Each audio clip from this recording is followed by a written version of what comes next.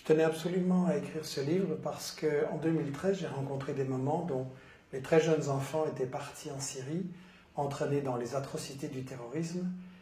Et en juin 2013, j'ai proposé aux personnalités des 4 grands partis en Belgique de faire un débat sur le thème « Que pouvons-nous faire pour les empêcher de partir là-bas » Par une personne, aucun n'a voulu venir, apparemment ils s'en fichaient, ça m'a interpellé. Et puis tout d'un coup, quand l'attentat éclate contre Charlie, alors qu'il n'avait rien fait pour 10 000 victimes du terrorisme en Syrie et en Irak, il y a 19 victimes à Paris, et là tout le monde vient avec des programmes, des déclarations, la France est en guerre, tout ça. Est-ce que ça va marcher, leur solution, ou est-ce que nous allons être entraînés dans encore plus d'engrenage et de violence? Et ce qui m'a frappé, c'est qu'on a eu une manifestation énorme, Je suis Charlie, 1,5 million de personnes à Paris, et de l'autre côté, les jeunes des banlieues n'étaient pas là. Et chez eux, quand on les interroge, on n'ose pas forcément le dire, mais c'est plutôt « je ne suis pas Charlie ».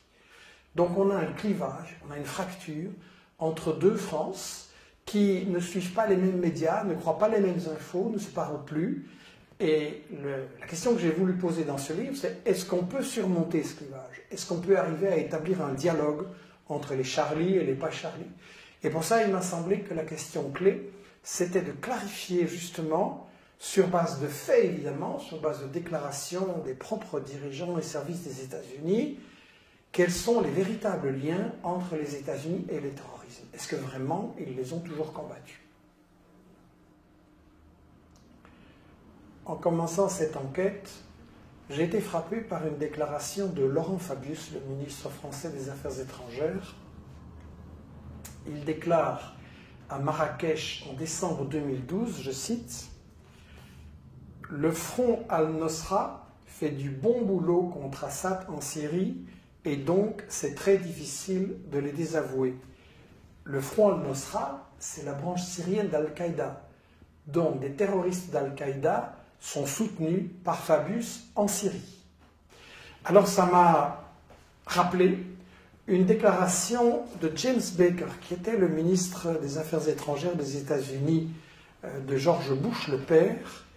Et en 1996, James Baker déclare, je cite, « Il n'y a pas de pays musulman plus intégriste que l'Arabie saoudite, et pourtant, c'est à la fois un ami et un pays important pour les États-Unis. Nous ne devons nous opposer à l'intégrisme que dans la mesure exacte où nos intérêts nationaux l'exigent. » Ça veut dire que les États-Unis ont donc parfois combattu le terrorisme et parfois l'ont utilisé. Et c'est ça qu'il faut voir au travers des différentes guerres des 30 dernières années.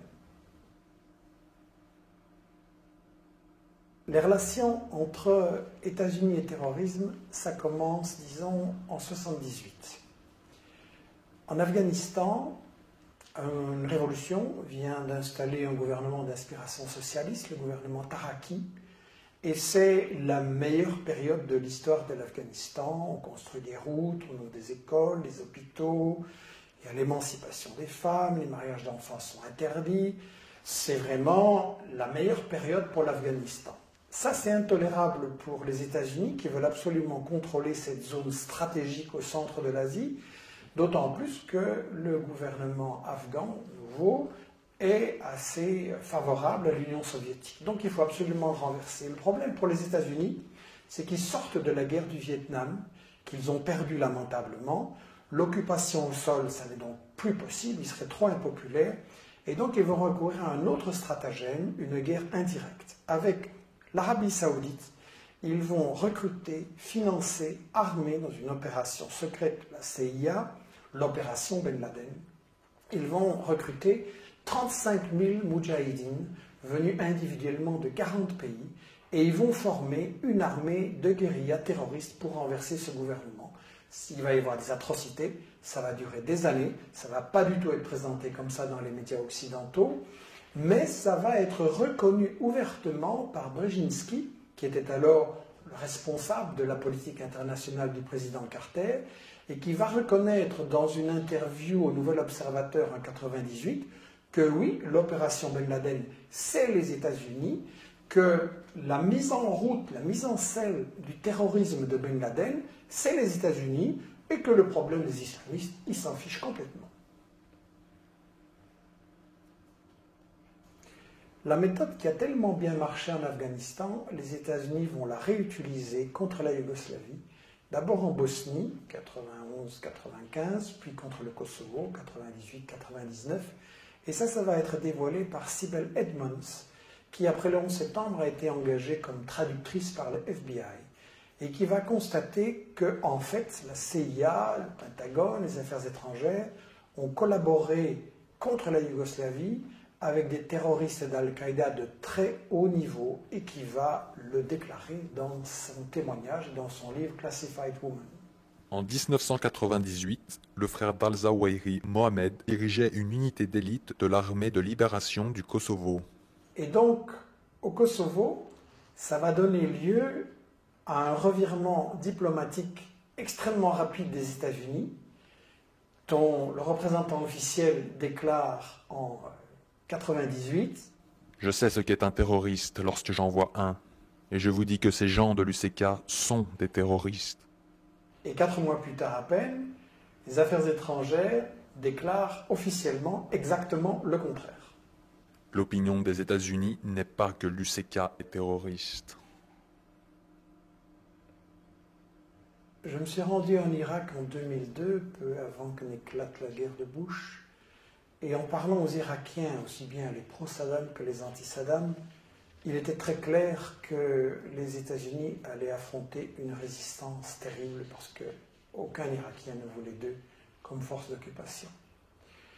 La résistance a d'abord été dispersée, et puis les forces ont commencé à s'unir, et le fait que les sunnites et les chiites coopéraient militairement sur le terrain pour résister, ça c'était un gros problème pour l'occupation des États-Unis. Le danger, c'est que nous pensons qu'il peut y avoir jonction à la base entre les sunnites et les chiites. Nous devons tout faire pour l'empêcher.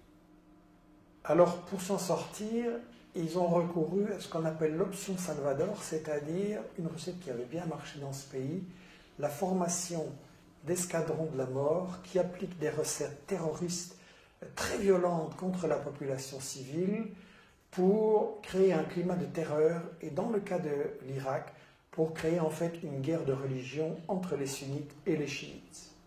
La seule manière dont nous pouvons gagner, c'est de passer aux méthodes non conventionnelles. Nous devons terroriser les Irakiens et les forcer à se soumettre. En 2011, en Libye, pendant les bombardements de l'OTAN, je m'étais rendu compte que Kadhafi avait ses adversaires, ce n'était pas un modèle de démocratie, mais qu'il avait aussi un très fort soutien dans la population parce qu'il avait apporté aux Libyens un bien-être social exceptionnel. Donc malgré les médias mensonges de l'époque qui unissaient aussi bien l'OTAN, Al Jazeera, BHL et les médias occidentaux, malgré ces médias mensonges grossiers, le problème qui se posait à Obama, c'était comment briser le soutien d'une grande partie de la population pour renverser Kadhafi. Il ne voulait absolument pas débarquer ses troupes au sol. L'expérience de Bush en Irak, en Afghanistan avait montré que ça ne marchait pas. Donc il fallait trouver des troupes sur place. Il n'y en avait pas beaucoup. Les seuls qui existaient, c'était les terroristes libyens, la section libyenne d'Al-Qaïda. Et donc on a eu un renversement d'opinion absolument ahurissant, avec en 2007 des sources officielles des États-Unis qui déclarent que ce sont des terroristes. La région de Benghazi à Tobrouk représente une des plus grandes concentrations de terroristes au monde. Et puis en 2011, les sources officielles des États-Unis qui disent que non, ce n'est pas des terroristes, c'est des combattants pour la démocratie. Des douzaines d'anciens combattants du GICL participent aux efforts des rebelles visant à renverser Kadhafi. Ils le font à titre personnel, pas comme groupe constitué. Après la Libye, comme nous l'avions prévu, les armes ont été exportées, et les terroristes avec, vers des pays africains, pas n'importe quels, bien entendu. C'est frappant de voir que les terroristes interviennent toujours là où il y a des ressources naturelles importantes. Et donc on a eu leur intervention au Mali, or, argent, pétrole, uranium, au Niger, uranium, énorme ressource, Puis au Nigeria, le principal producteur de pétrole en Afrique, très important pour les États-Unis, un pays qui pourrait devenir un leader si l'Afrique arrive à s'émanciper, un pays qui de temps en temps regarde un peu vers la Chine. Donc les États-Unis veulent absolument conserver le contrôle. Nigeria, c'est un pays puissant.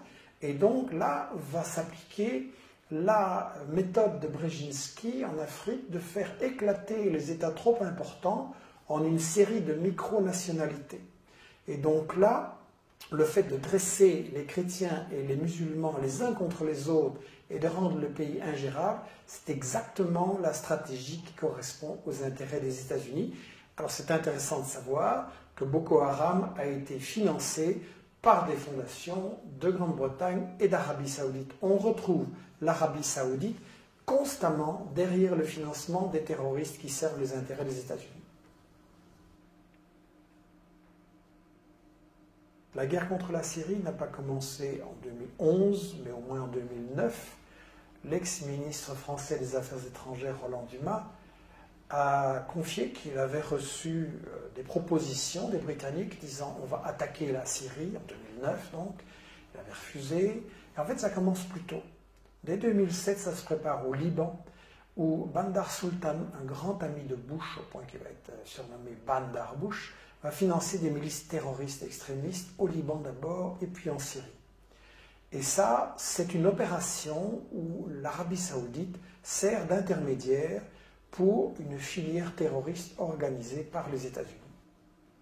Les acteurs clés sont les Saoudiens bien sûr et Bandar qui ont conclu une sorte d'accord privé avec la Maison-Blanche. L'idée est d'avoir un soutien financier de l'Arabie Saoudite pour soutenir divers groupes sunnites extrémistes du djihad. Je crois que l'information sur tout ça, c'est trop important et qu'il faut absolument éviter qu'on se laisse entraîner dans cette guerre de religion. D'un côté, on a cette version de l'islam complètement fanatique, rétrograde, violente, qui est développée par les meilleurs amis des États-Unis et de l'Europe, l'Arabie Saoudite et le Qatar. Et de l'autre côté, on a, très très préoccupant en Europe, cette montée de l'islamophobie qui justifie la division des couches travailleuses entre elles sur le plan social ici et sur le plan de toutes ces guerres qu'on prépare contre des pays arabes ou musulmans. Il est vraiment fondamental de rétablir un dialogue entre les Charlie et les pas Charlie.